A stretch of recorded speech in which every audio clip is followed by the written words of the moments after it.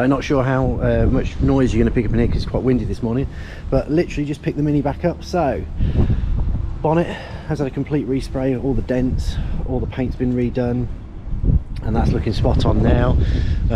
He's had to blend into the wings, the door's been blended over, rear quarter's been done. I just need to get some clips to reattach this, but that's all been sorted out as well. All the dents been pulled out of there. Didn't have to do much at the back. Excuse the amount of dust that's on it. On this side, remember we had those ripples in the door. They've all been sorted out as well. He's done a really good job and sort of blended the whole side. So pretty much most of the car, with the exception, except for that wind, pretty much most of the car, with the exception of the rear, has had a respray, and it's looking really fresh. I know it's got covered in dirt. I mean, you get that when you take your car to a body shop anyway. We'll get all that cleaned off. While I was out, I also got ourselves a service kit. So we've got new cabin filter, pollen filter, we've got a new air filter, a new oil filter, and some fully synthetic oil. So we're going to do an oil change on this as well. If you saw my update video that I did the other day, I explained the fact that this car has already got a buyer for it, so I'm quite keen to get that done. Ooh, let the light adjust. Yeah, I'm quite keen to get that done as quickly as possible. So there's a few snagging bits that I need to do on the Mini. Mainly at the moment, when you're driving, you can hear this knocking at the rear. Now, I first thought it might be like anti-roll bar bushes, because that's quite a common thing that does go on these, but they're absolutely fine. When I actually looked at it, I found that the exhaust mounts are held on with cable ties. So I'll get the car onto the ramp, we'll get it up in the air, and then we're going to fit a new exhaust, which has already been delivered, and get the brackets replaced, and I'll show you what's going on underneath and the botch job that somebody's done with some cable ties.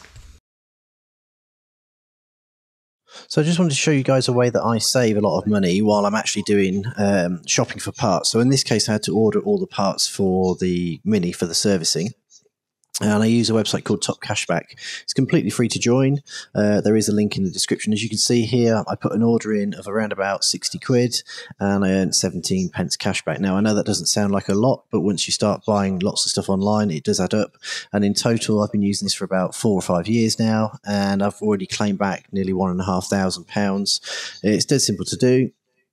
Literally just type in the merchant that you want to go to. So in this case, it was Euro Car Parts. Make sure you're logged into your account and then click on the link. They'll tell you the offer and the cashback that they're doing at the moment. So if you do home delivery, you get 3.4%. If you do click and collect, you get 17 pence as a one-off. Hit get cashback now.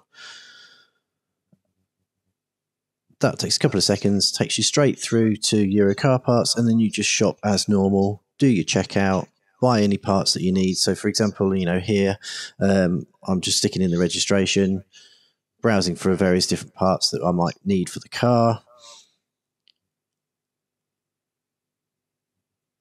And literally all you're doing is using the same website that you would normally buy the parts from, but because you use the referral link from Top Cashback, they get a kickback from you using it through them, and then you save some money. You can still use the discount codes on Top Cashback, and on Euro Car Parts. Has no impact on your cashback. And there you go, earn some extra money. Okay, so one of the things that really did bug me was the fact that this exhaust does not line up. So, as I mentioned, whole new exhaust system. So it also comes with a replacement bracket, which basically sits around the exhaust, or sits around the exhaust at the back there, and then has 2 mounting points up underneath the car. So let's get the car in the air and get that changed out. Okay, so looking underneath, you can see up here, this is the mounting bracket that goes around the exhaust, and up there is where the actual mount points are. I don't know if you can see there, but that is a cable tie trying to hold it in place, and it has got loads of play in it, to the point that every time you go over a bump, this part of the mounting bracket hits the bodywork and creates an almighty rattle.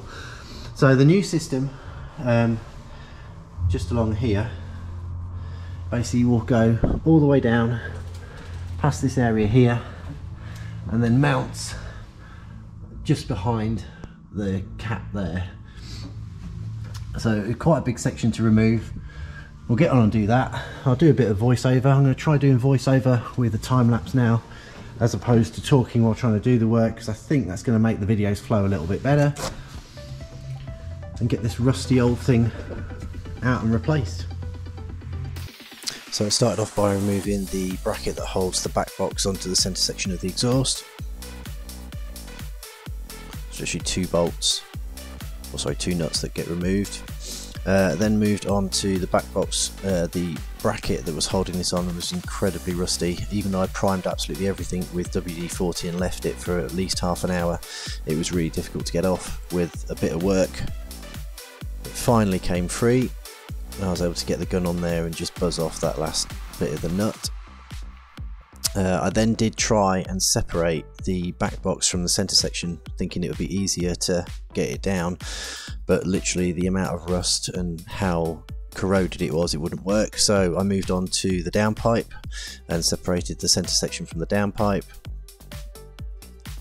This is a little bit tricky to get access to the top bolt just due to the angle, but bottom bolt came out nice and easily. Eventually got the top bolt loose enough to be able to get the ratchet gun on there and just buzz the remaining bolt off. Took out the old gasket and then undid the 6 bolts underneath the car that hold the centre section onto the actual chassis. Note I'm taking them off one side at a time and then alternating, just so that the pressure drops evenly. And then with the last bolt out, down it comes, and there we go. Okay, so that's the exhaust off. What I actually tried to do to start off, as you can see, was to take the back box section off and kind of split it from this joint here, but it was just so rusted on. And then when I started to twist it, you can see how badly worn away. There's even holes here at the back, which I could see when it was up in the air. So that exhaust was blowing. So just rip the back box off, why not? It's all going to go in the bin or to the scrap man.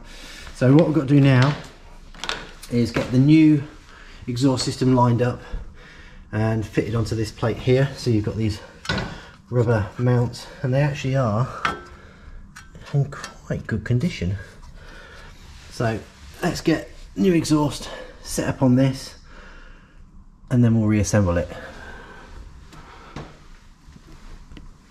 And then my next job will be to undo the bolts from up here. I've already lubricated those up with some WD-40 just to try and get them to come free. So the last thing I want to do is shear any of these bolts off the actual chassis, because it'll be a nightmare then to get the new hanging system into place. So I started off by installing the centre bracket, which is quite straightforward, just literally clips into the 2 grommets.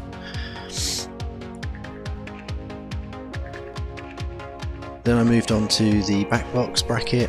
That was quite straightforward, just 4 nuts to be removed. Down comes the bracket, and we can compare it now, see how worn out these bushes are and how someone's tried to use cable ties to hold everything together, which is just not going to work and not give it the strength that it needs. And now if we look at our replacement, you can see here the rubber grommets are in, well, the rubber bushes are in pretty good condition. Those 2 bolts either side just undo, and that lowers the bottom section of the bracket out of the way to fit the back box. Installation was quite straightforward, slight adjustment to the heat shield, 4 nuts back into place, got them on finger tight to start off with, and then just literally buzz those up tight. Didn't want to over tighten them because there is a chance that they could break off from the underneath of the car. Now I moved on to the installation. This was a bit tricky as I was on my own, but I used a trolley to basically support the back box while I got the centre bracket lined up and into place. Got 1 bolt in, again just finger tight, a couple of threads on there, and then installed another bolt on the other side just to give it enough support. Gave that a quick tighten, and then moved on to the back box. Got that in place into the bracket. Lower section of the bracket just literally straps around it. Put the 2 bolts in either side.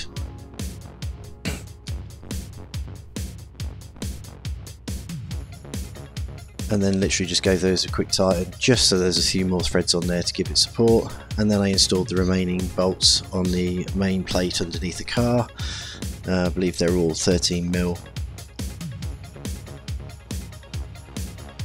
With that done, moved on to the downpipe at the front of the centre section, installed the new gasket, thread the bolts through, making sure that the bracket sits, the grommet sits nice and flush to the new gasket. Again, got that finger tight, and then I just manually tightened this up. I didn't want to use the gun on this point because it could have broken one of the bolts off if they're a bit weak. And there we go, that's all installed now. New gasket sitting pretty. And all that was left to do at this point was just move back to the back section and to the back box, fully tighten up that bracket and remove the exhaust cover. And now the exhaust sits nice and flush and centralised on the hole on the cutout on the back bumper. Right, let's check the exhaust out and see how it is. Next thing we need to get onto are the service items. So I want to get the car nice and warm, get it up to temperature. It's going to be easier when I come to drain the oil, and also we're going to make sure that we get pretty much everything flushed out of the engine before that fresh oil goes in there. So let's give it a start, see what the exhaust sounds like, and get this warmed up.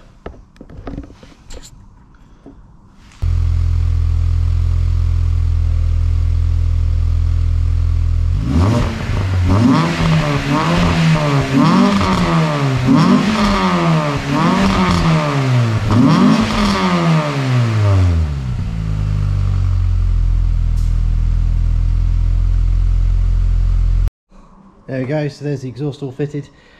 Looking a lot more central now to the cutout on the rear bumper. All nice and solid, all the brackets attached. And I say our new gasket fitted between the downpipe cap and the centre section and the back box. Right, next thing to do would be to move on to the service items.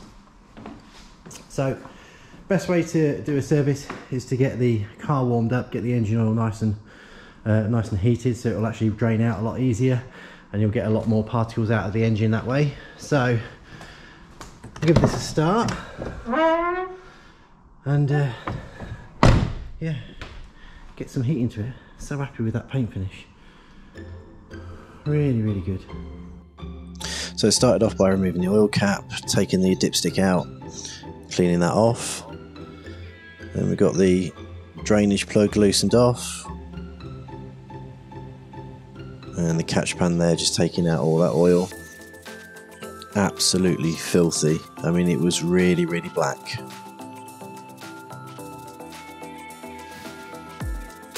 So once that was drained off, got the sump plug reinstalled, and then moved on to the oil filter. Now this was like right down the back of the engine, and I struggled to get any light in there for you guys to see, so I do apologise. So dismantled the old oil filter, took that out, and then gave the actual housing that it sits in a good clean. Changed out the rubber seal.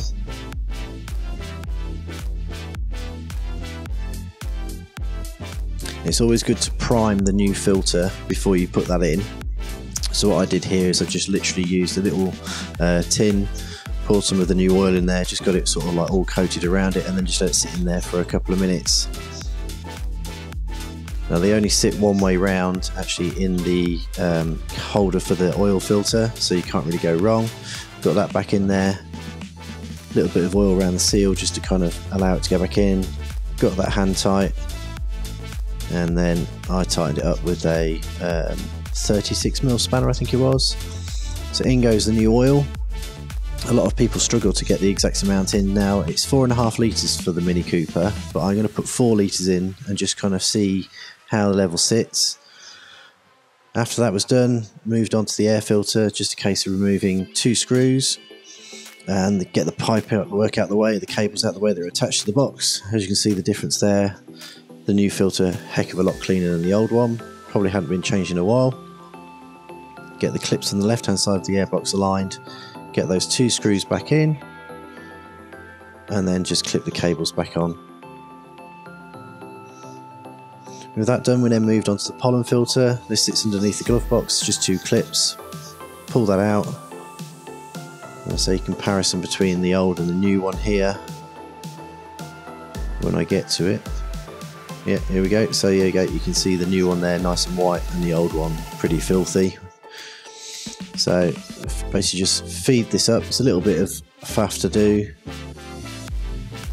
But as soon as you get it into the sort of the right position, you just push that through. There we go. Just guide straight up.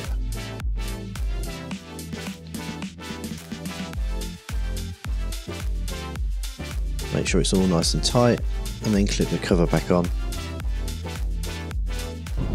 Okay, so now we've done the oil change, we need to do a reset. Car currently saying that it needs service in 1250, but that's for the oil service. So if we turn it off, hold down this button and just flick it to position 1, keep holding it, comes up with SIA, hold it again, comes at reset, and then 1 quick press. And that should now have reset. Next service is due in 15,500 miles. Nice and easy. So I think that brings us to a good ending for another episode on the Mini. The last episode will probably be the next one. Obviously I've got to give this another clean. The person buying the wheels wasn't too fussed the fact they had scuffs and stuff on there. I have actually bought the paint, so if I have time I'll have a go at refurbing the wheels, but I mean, with the exception of a couple of light curb marks, when they are washed they're quite clean, and I have got new Mini centre caps. So the next episode will be snagging, things that need to be sorted. Again, Mini centre caps, end of the handbrake lever is missing that bit of trim, so I need to sort that out as well. And then it's just various different bits and pieces, just go around, do a final check on it, get the car over for MOT, and as soon as the MOT is all done, then this is good for selling. I've checked out behind the front bumper, I did this off camera, and all it is on that fog light is the bracket slightly bent.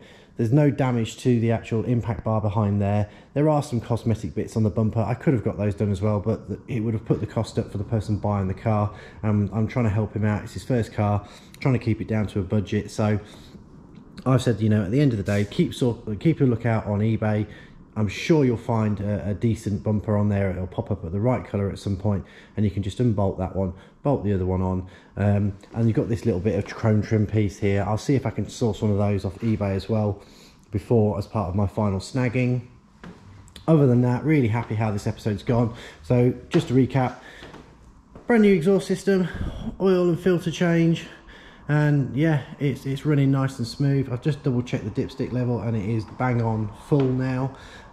So next episode, like I said, will be a clean, tidy up the wheels, sort out the centre caps, do the little trim pieces, and then get it over for MOT. So thanks to everyone for watching. Hope you've enjoyed the episode. Please remember to like, subscribe and share this video with your friends or anyone else who might be interested. Go on to Instagram, subscribe to our Instagram, and I'll catch you in the next one. Thanks very much.